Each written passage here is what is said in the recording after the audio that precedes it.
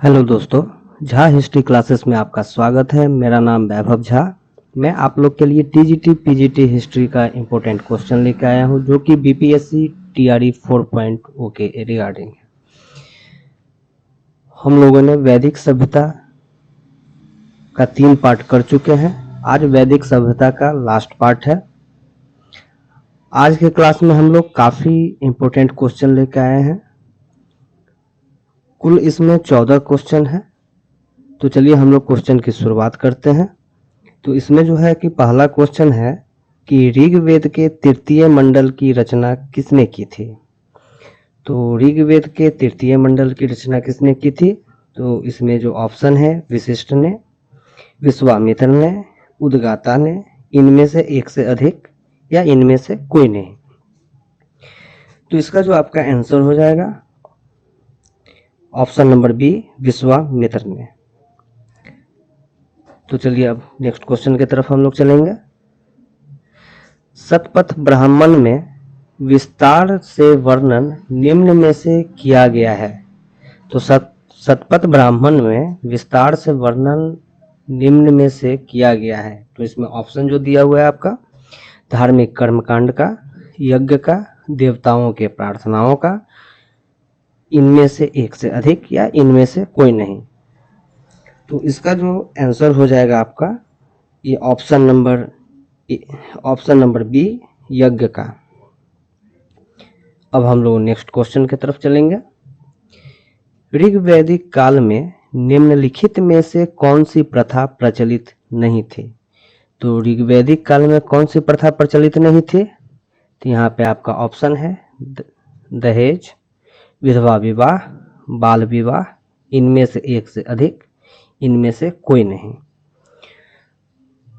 तो ऋग्वैदिक काल में जो प्रथा थी वो कौन सी प्रथा नहीं चल रही थी? तो वो जो है आपका ऑप्शन नंबर सी, बाल विवाह।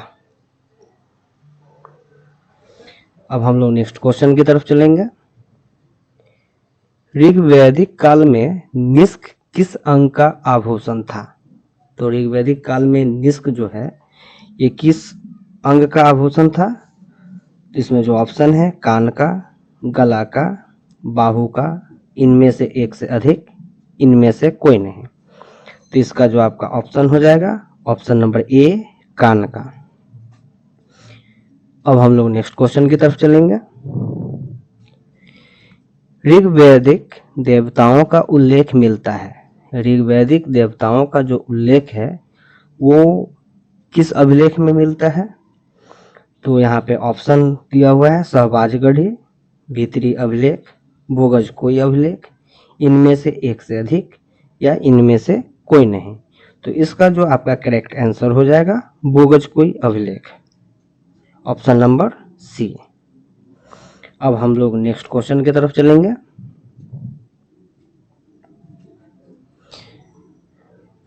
वैदिक काल में किस पशु को अघन्या माना गया है?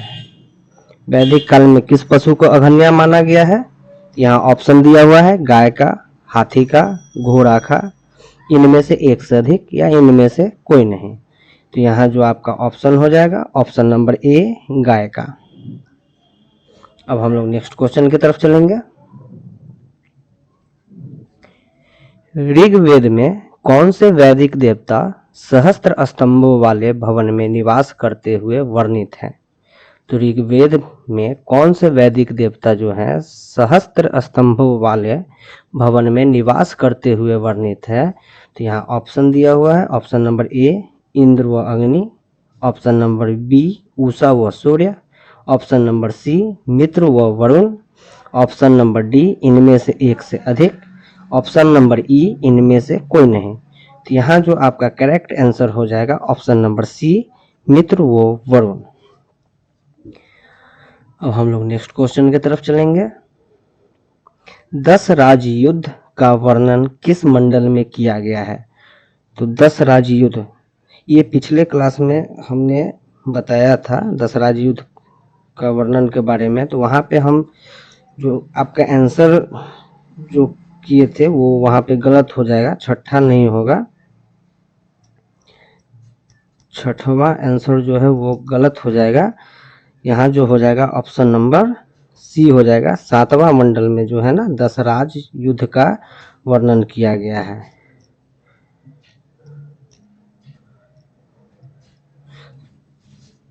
तो 7वां मंडल में दशराज युद्ध का वर्णन किया गया है। इस युद्ध में क्या है ना कि दशराज युद्ध भरत और 10 राजाओं के बीच युद्ध होता है और इसमें जो है भरत के तरफ से जो होते हैं वह वशिष्ठ होते हैं और 10 राज के तरफ से जो होते हैं 10 राजाओं के तरफ से जो होते हैं वो आपका विश्वामित्र होते हैं। ठीक है, तो वही है यहाँ पे दशराज युद्ध का जो वर्णन है किस मंडल में किया गया है, तो ये आपका 7वां मंडल में किया गया है। अब हम लोग नेक्स्ट क्वेश्चन की तरफ चलेंगे। आर्यों के जीविकोपार्जन का मुख्य स्रोत क्या था? तो आर्यों के जीविकोपार्जन का मुख्य स्रोत क्या था? तो वो था आपका कृषि, व्यापार, पशुपालन, इनमें से एक से अधिक, इनमें से कोई नहीं। तो आर्यों के जीविकोपार्जन का जो मुख्य स्रोत था वो आपका था यहाँ पे कृषि और पशुपालन। तो इसका जो आंसर हो जाएगा आपका ऑप्शन नंबर डी आपका आंसर हो जाएगा। तो आर्यों का जीविकोपार्जन का जो मुख्य स्रोत था वो था कृषि और पशुपालन था। अब हम चलेंगे नेक्स्ट क्वेश्चन की तरफ। ऋग्वेद की मूल लिपि क्या थी? तो ऋग्वेद की मूल लिपि क्या थी? तो यहाँ जो है संस्कृत, ब्राह्मणी, खरोष्टी, इनमें से एक से अधिक या इनमें से कोई नहीं। तो यहाँ जो आपका ऑप्शन हो जाएगा यहाँ पे correct answer option number B Brahmani लिपि। अब हम लोग नेक्स्ट क्वेश्चन की तरफ चलेंगे, काफी इंपॉर्टेंट है। यहाँ पे जो आप देख रहे होंगे ये वाक्यांश है अस्तो मां सदगमया। अस्तो मां सदगमया यह वाक्यांश कहाँ से लिया गया है?